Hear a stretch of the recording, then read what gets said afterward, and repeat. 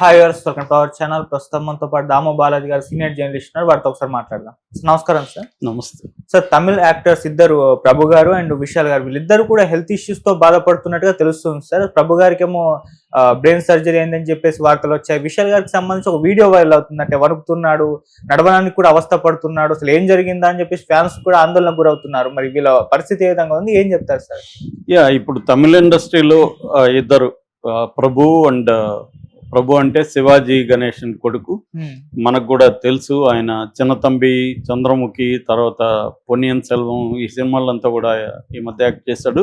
Present Good Bad Ugly Ajith హీరోగా వస్తున్న ఆ సినిమాలో ఈయన అపేర్ అవుతున్నాడు. సో 80s 90s లో వెరీ పాపులర్ హీరోగా ఉన్నాడు. దాని తర్వాత ఆయన ముఖ్యంగా ఘర్షణ, అప్పట్లో తమిళ్ మణిరత్నం ఘర్షణలో వెరీ పాపులర్ అనమాట, మిడ్ 80s. సో దాని తర్వాత ఆయన క్యారెక్టర్ ఆర్టిస్ట్గా సెటిల్ అయ్యాడు. అలాగే తెలుగు సినిమాల్లో కూడా ఆయన చేశాడు. సో ఆయనకి బ్రెయిన్ సర్జరీ అయిందని చెప్తున్నారు. యాక్చువల్గా ఆయనకి అది మామూలుగా ఫీవర్ అండ్ హెడేక్తో హాస్పిటల్లో జాయిన్ అయ్యాడు. జాయిన్ అయినాక వాళ్ళు కొన్ని టెస్టులు చేసినాక అతనికి బ్రెయిన్లో, అంటే మిడిల్ సెరెబ్రల్ ఆర్టరీ అంటారు, అంటే బ్రెయిన్లో మధ్యలో ఒక బ్లడ్ని తీసుకెళ్లే ఒక చిన్న పైపు లాంటిది ఆర్టరీ ఉంది. అది బల్జ్ అయిపోయింది అనమాట, అంటే ఉబ్బిపోయి బ్లడ్ వెళ్ళట్లేదు. దాన్ని బెలూనింగ్ అంటారు అనమాట. అట్లాంటి బెలూనింగ్ జరిగింది. అదేంటంటే ఆర్టరీ, దాన్ని bifurcation of the middle cerebral artery అంటారు. అది బ్రెయిన్లో మేజర్ పార్ట్కి బ్లడ్ తీసుకెళ్లే ఇదనమాట. అది ఎప్పుడైతే బెలూనింగ్ అయిందో బ్లడ్ ప్రాబ్లం వచ్చింది. సో దానికి ఒక సర్జరీ చేశారు. అయితే ఇప్పుడైతే స్టేబుల్గానే ఉన్నాడు, ఇంటికి వెళ్ళిపోయాడు అని చెప్తున్నారు. కాకపోతే ఏంటంటే బ్రెయిన్ ఫాగ్ అనే ఒక కండిషన్ వచ్చే అవకాశం ఉందని చెప్తున్నారు. బ్రెయిన్ ఫాగ్ అంటే క్లియర్ థింకింగ్ ఉండదు. ఫాగ్ అంటే తెలుసు కదా మనకు, మంచు, పొగ మంచు కప్పేయడాన్ని ఫాగ్ అంటాం. అట్లాగే బ్రెయిన్ కూడా ఏంటంటే ఫంక్షనింగ్ కరెక్ట్గా ఉండదు, అంటే చాలా మర్చిపోతారు, ఫోకస్ ఉండదు.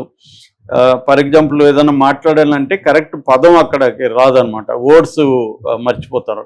ఇలాంటిది బ్రెయిన్ ఫాగింగ్ అంటారు. అలాంటి కండిషన్ ఆయనకు వచ్చే అవకాశం ఉందనేది కూడా చెప్తున్నారు. ప్రజెంట్ అయితే స్టేబుల్గా ఉన్నాడు ఆయన అనేది చెప్తున్నారు. ఇక రెండవ విషయం వచ్చి విశాల్ ఏంటంటే మదగధ రాజా అనే ఒక సినిమా 2013లో షూటింగ్ అయిపోయింది. అంటే దాదాపు 12 ఏళ్ల తర్వాత అది ఇప్పుడు రిలీజ్ అవుతుంది.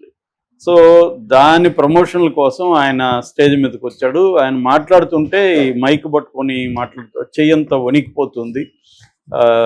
సో నడవలేకపోతున్నాడు.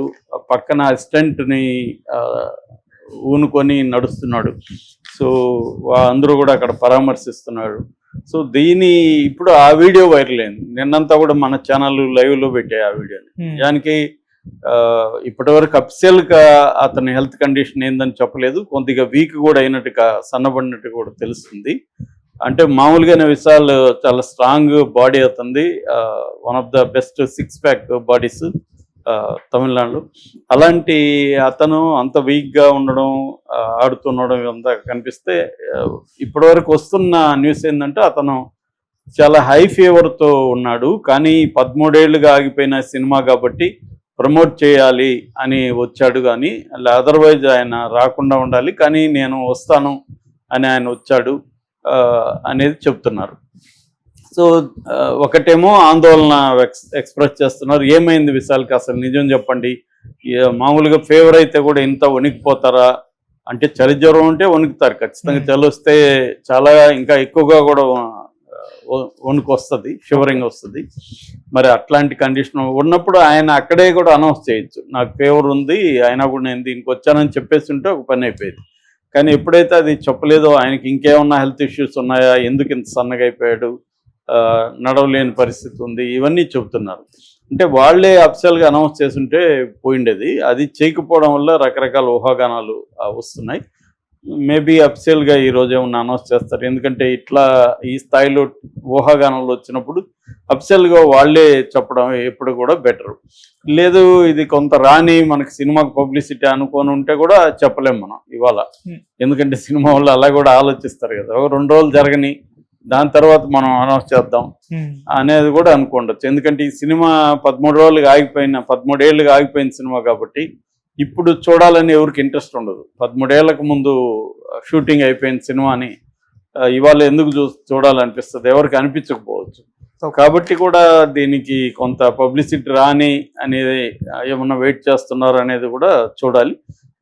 అట్లాగే మనకి కన్నడలో కూడా 2 రోజుల ముందే చూసాను నేను. శివరాజ్ కుమార్ క్యాన్సర్తో ఆయన కొంతకాలం బాధపడి ట్రీట్మెంట్ తీసుకొని నిన్నొచ్చే ఆయన మీడియా ముందుకు వచ్చి నేను బాగానే ఉన్నాను, ఇప్పుడు ట్రీట్మెంట్ తీసుకున్నాను. ఎందుకంటే ఆయన బోల్డ్గా నాకు క్యాన్సర్ అని కూడా అనౌన్స్ చేశాడు. మనకి ఇక్కడ అక్కినేని నాగేశ్వరరావు కూడా 90s ఏజ్లో ఉన్నప్పుడు ఆయన క్యాన్సర్ వచ్చినప్పుడు ఆయన కూడా రకరకాల ఊహాగానాలు ఉంటే ఆయన ఓపెన్గానే వచ్చి మీడియా ముందు అనౌన్స్ చేశాడు. అలాగే శివరాజ్ కుమార్ కూడా నాకు క్యాన్సర్ ఉంది అని చెప్పారు. శివరాజ్ కుమార్ ఏంటంటే ఆయనకి ఎప్పుడు ఒక 20 సినిమాలు లైన్అప్లో ఉంటాయన్నమాట, అంత బిజీ స్టార్. సో ఆయన క్యాన్సర్ అనేసరికి ఒక్కసారిగా ఉలిక్కిపడ్డారు. బట్ ఆయన బాగానే ఉన్నాడని చెప్తున్నారు. సో ఓవరాల్గా ఈ ముగ్గురు మనం చెప్పుకున్న ముగ్గురు కండిషన్లో ఇద్దరు బాగానే ఉన్నారు. అంటే ప్రభువు కోలుకుంటున్నాడు, శివరాజ్ కుమార్ ఆల్రెడీ క్యాన్సర్తో రికవర్ అయిందని ప్రకటించాడు. విశాల్ది మాత్రం తెలియాల్సింది. విశాల్కి కూడా డేంజరస్ సిచ్యువేషన్ అయితే ఏమీ ఉన్నట్టయితే లేదు. ఉంటే ఈ పాటికి తమిళ మీడియా ఏదో ఒక రకంగా రాసేది. సో ఓవరాల్గా ఆయనకి ఏదో టెంపరీ హెల్త్ ఇష్యూ ఉన్నట్టుగా తెలుస్తుంది.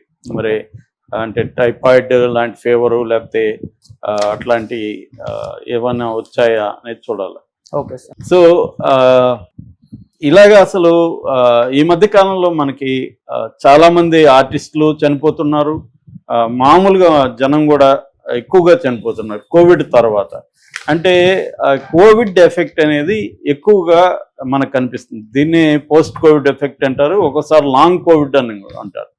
లాంగ్ కోవిడ్ అంటే కోవిడ్ వచ్చి నయమైపోయింది అనుకుంటారు కదా, కానీ లోపల దాని లక్షణాలు ఉండిపోతాయి అన్నమాట. దానివల్ల ఏమవుతుందంటే ఎక్కువగా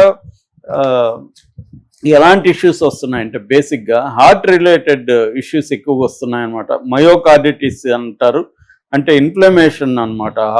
హార్ట్ దీంట్లో హార్ట్ మజిల్ అనేది ఇన్ఫ్లమేషన్కి గురవుతుంది. అట్లాగే అరిథమియా అనేది హార్ట్ ఎలక్ట్రికల్ సిగ్నల్స్ని ఆల్టర్ చేస్తాయి, చేస్తాయి అన్నమాట. అవి ఆ జబ్బుని అరిథమియా అంటారు. అట్లాగే బ్లడ్ క్లాట్ అవుతుంది చాలా మందికి. అందుకనే ఎక్కువ మంది చనిపోవడానికి ఇది బ్లడ్ క్లాట్. అంటే కరోనా లక్షణాల్లో ఒకటి ఏంటంటే బ్లడ్ క్లాటింగ్ అనమాట. అట్లాగే పెరికార్డిటిస్ అనే ఇంకొక రకమైన కండిషన్, హార్ట్ కండిషన్. అది ఇన్ఫ్లమేషన్ మెంబ్రెయిన్ అరౌండ్ హార్ట్ అనమాట. హార్ట్ చుట్టుపక్కల ఉండే మెంబ్రెయిన్కి ఇన్ఫ్లమేషన్ రావడాన్ని పెరికార్డిటిస్ అంటారు. అట్లాగే చాలా మందికి హార్ట్ ఫెయిల్యూర్ జరుగుతుంది, ఎక్సెస్ ఫ్లూయిడ్ స్వెల్లింగ్, దీన్ని ఎడెమియా అంటారు, స్వెల్లింగ్ జరగడం హార్ట్. అట్లాగే చెస్ట్ పెయిన్స్ రావడం, ఇలాంటివి కూడా బాగా పెరిగాయి అనమాట. వాటితో పాటు ఏంటంటే బీపీ, కొలెస్ట్రాల్ బాగా పెరుగుతున్నాయి. అట్లా రకరకాల లంగ్ ఇష్యూస్ వస్తున్నాయి.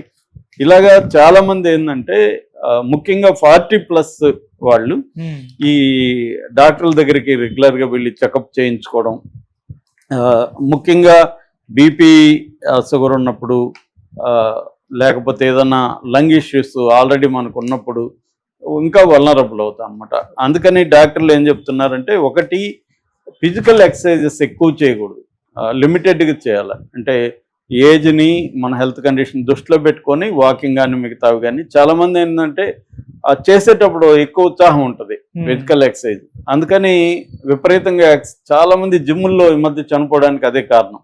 వాళ్ళు ఏంటంటే 3 గంటలు 4 గంటలు ఈ 6 ప్యాక్ పిచ్చి కూడా చాలా మందికి పట్టుకుంటుంది.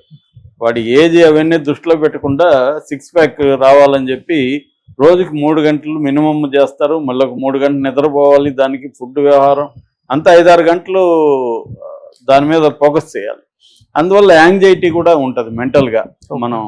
సో అదొకటి అవాయిడ్ చేయాలి. అట్లాగే హై స్ట్రెస్ ఉన్న జాబ్స్ చేసేవాళ్ళు కానీ లేకపోతే వ్యాపారాలు చేసేవాళ్ళు కానీ వాళ్ళు జాగ్రత్తగా ఉండాలి. ఎందుకంటే చాలా మందికి తెలియదు, స్ట్రెస్ పడుతున్నట్టుగా కూడా తెలియదు, అది స్ట్రెస్ పడుతూనే ఉంటుంది. అందుకని మన బాడీని మైండ్ని క్లోజ్గా అబ్జర్వ్ చేస్తే మనకు అర్థమవుతుంది మనం ఈరోజు ఎలా ఉన్నాం, ఈ రోజు ఈవినింగ్ కానీ మనం ఒకసారి రివ్యూ చేసుకుంటే మనం ఈరోజు మనకి ఎవరెవరితో కోపాలు వచ్చాయి, లేకపోతే ఎలా రియాక్ట్ అవుతున్నాం, ఏ ఏ రకమైన స్ట్రెస్ పడింది, ఇవన్నీ చూసుకోవాలి. Check Okay. చేసుకోకపోతే అది ఇట్ విల్ లీడ్ అనమాట.